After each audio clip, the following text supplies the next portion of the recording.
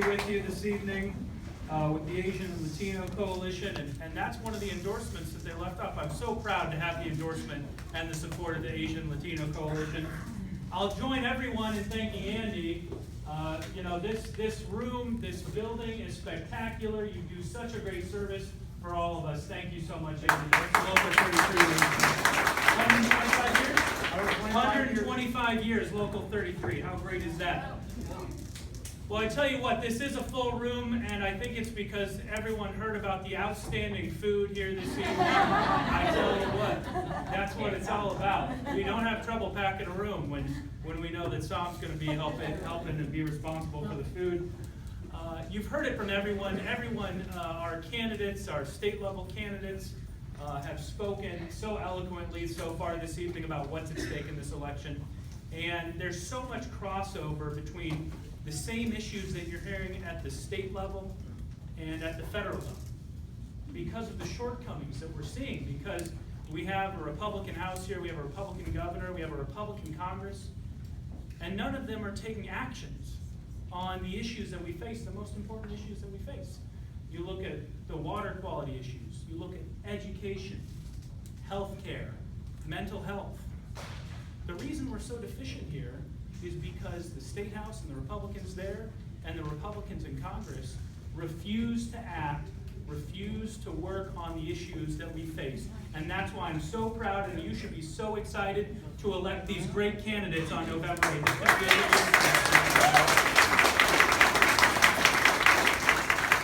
I'm running for Congress because my entire career has been in service to Iowa and service to my country. I grew up on a family farm here in central Iowa.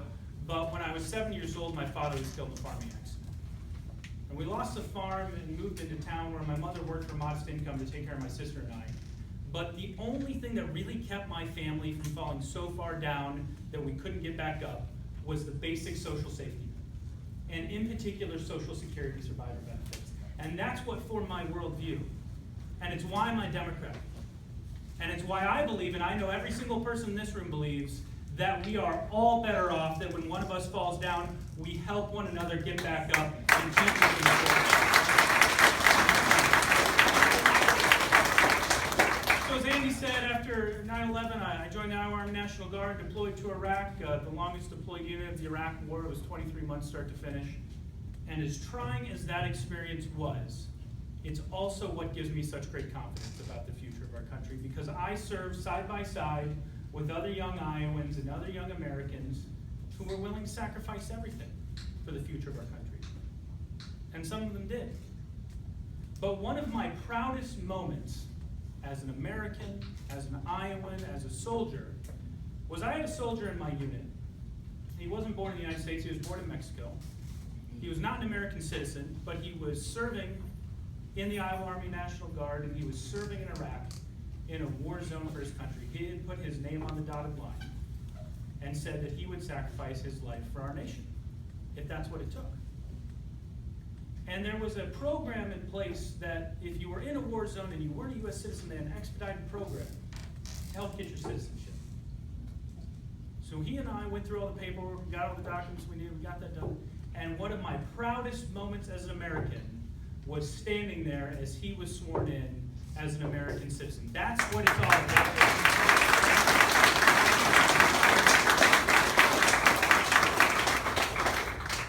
So again, there's so much at stake in this election. You've heard it from people and leaders before in years past. You've heard people say this is the most important election of our lifetime. But I'm telling you, and Nate said this, you look at everything that's at stake. You look at who the Republican nominee for president is. You look at the Republican candidates who are standing with him. What we do here, what we do now over the next 70 days will be so important for the future of our country that it may very well be the most important election of our lifetime. And as Andy said, early voting begins in less than a month. People are going to be voting, casting their ballots on September 29th. The time is short. There's so many important issues at stake. And I need your help to help talk to your friends and your families and your neighbors about the very clear choice that they're going to see on their ballot. When they look at our state house candidates, they look at our federal candidates, the choice that they're going to see between those two. Now, my opponent, David Young, has been very consistent in his support of Donald Trump. And the Trump-Young agenda is an extreme one. When Donald Trump mocks a reporter with a disability, David Young still stands with him.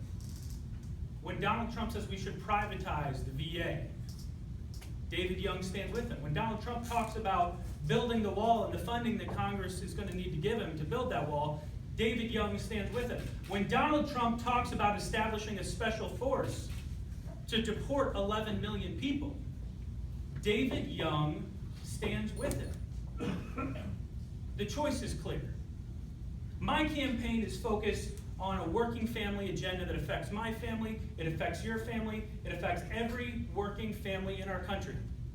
And it's based on this. Number one, if you work 40 hours a week in America, you should not live in poverty. We have to raise the minimum wage. It's about investing in our future and the things that affect all of us. Quality and affordable education. Quality and affordable health care. You know, because of the work that Tom Harkin did for us, boy, we miss Tom Harkin. Because of his work, if you get sick, if a family member gets sick, you're not going to lose your job. That's great. You used to be able to lose your job and get fired from it. But you can still go bankrupt. We have to pass paid family and medical leave.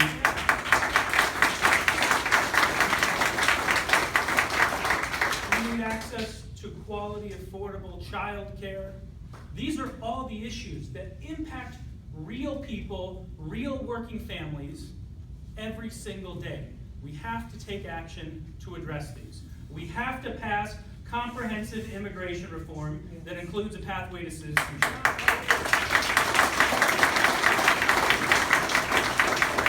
And we have to pass the DREAM Act.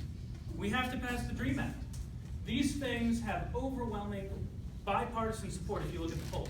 The United States Senate previously passed comprehensive immigration reform. 67 votes.